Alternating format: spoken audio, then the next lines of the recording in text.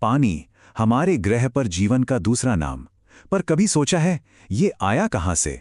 ये एक ऐसा ब्रह्मांडीय रहस्य है जिसकी जड़ें हमारे सौर मंडल के जन्म से जुड़ी हैं। तो चलिए, इस असाधारण जासूसी कहानी की तह तक चलते हैं और पता लगाते हैं कि हमारे महासागर आखिर बने कैसे। और यहीं से कहानी में एक जबरदस्त ट्विस्ट आता है।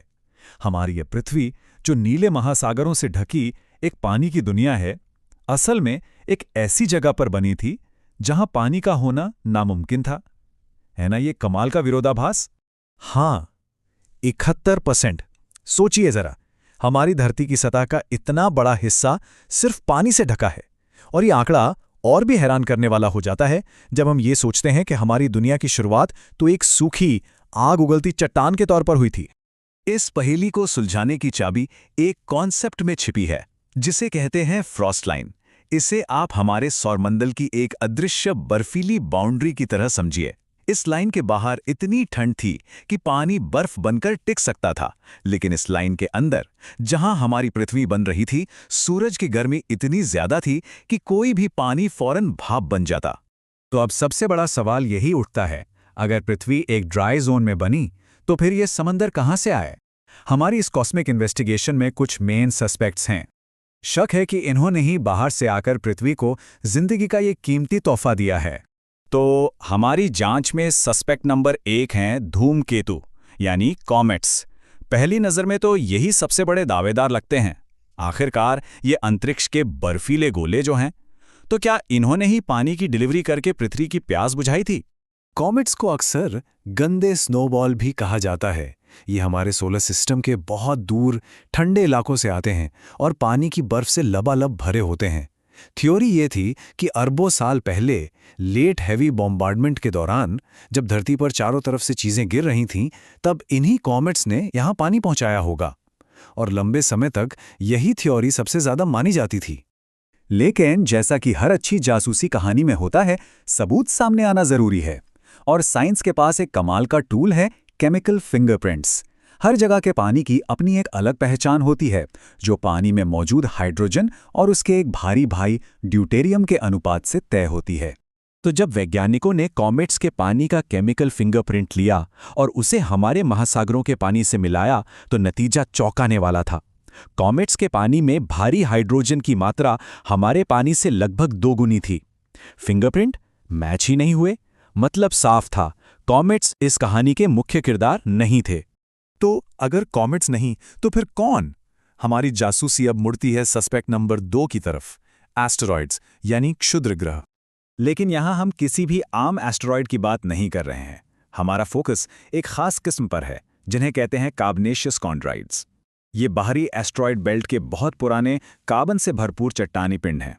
और इनकी खासियत यह है कि इनमें पानी बर्फ के रूप में नहीं, बल्कि इनके पत्थरों के अंदर केमिकली बंद होता है। और यहीं हमें वो सबूत मिला जिसका इंतजार था। जापान के हायाबुसा 2 मिशन ने ryugu नाम के एक एस्टेरॉइड से कुछ सैंपल वापस लाए, और जब उन सैंपल्स में बंद पानी का एनालिसिस किया गया, तो उसका केमिकल फिंगरप्रिंट हमारे महासागरों के पानी से हूबहू मैच कर गया। ये एक परफेक्ट मैच था। तो क्या केस सॉल्व हो गया? क्या एस्टेरॉइड्स ही असली सोर्स हैं? खैर, पूरी तरह से नहीं। कहानी में अभी एक और बड़ा ट्विस्ट बाकी है, और इसका जवाब कहीं बाहर अंतरिक्ष में नहीं, बल्कि हमारे पैरों के ठीक नीचे छिपा है। देखिए, ऐसा लगता है कि जब हमारी पृथ्वी बन रही थी, तो पानी वाले एस्टेरॉइड्स की टक्करों ने न सिर्फ सतह पर पानी पहुंचाया, बल्कि बहुत सारा पानी धरती के अंदर की चट्टानों और खनिजों में भी कैद कर दिया। फिर जैसे जैसे धरती का अंदरूनी हिस्सा गर्म होता गया, इस गर्मी ने ज्वालामुखियों के जरिए उस फंसे हुए पानी को भाप बनाकर बाहर वायुमंडल में छोड़ना शुरू कर दिया। इसी प्रोसेस को आउट गैसिंग कहते हैं, और इसने अरबों सालों तक हमारे वायुमंडल को भाप से भर दिया। तो इस पूरी जासूसी का फैसला ये है, हमारी धरती का पानी किसी एक सोर्स से नहीं आया। ये तो एक कॉस्मिक टीम वर्क था। एक अंदाजे के मुताबिक 30 से 70% पानी तो धरती के अंदर से ही आया, ज्वालामुखियों के जरिए। बाकी का पानी बाहर से आया, पानी से भरे एस्टेरॉइड्स की डिलीवरी से। और हाँ, थोड़ा बहुत योगदान शायद कॉमेट्स का भी रहा होगा।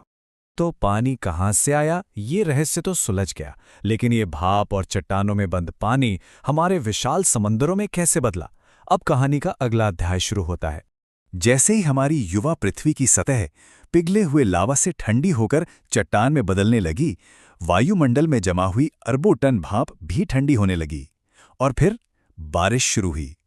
पर यह कोई आम बारिश नहीं थी। कल्पना कीजिए एक ऐसी मूसलाधार बारिश की जो पूरी पृथ्वी पर एक साथ हो रही थी और जो शायद लाखों सालों तक बिना रुके चलती रही।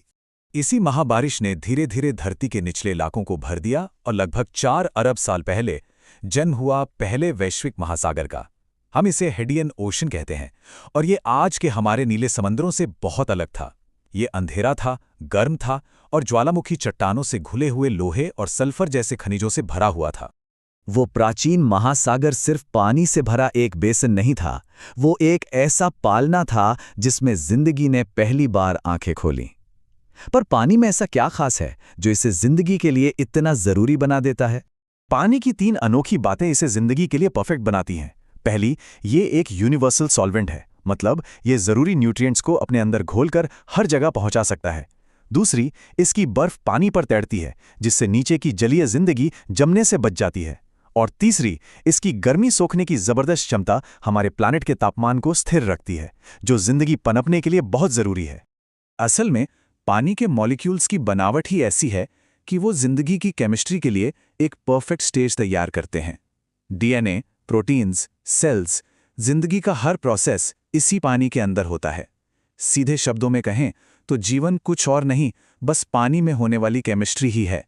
तो देखिए, एस्टेरॉइड्स और ज्वालामुखियों से शुरू हुआ पानी का यह सफर हमें सीधे जिंदगी की शुरुआत तक ले आया। उन पुराने अंधेरे समंदरों में पानी की केमिस्ट्री धीरे धीरे जिंदगी की केमिस्ट्री बन गई। अब ये कैसे हुआ? खैर, ये एक और बड़ा रहस्य है जिसकी कहानी फिर कभी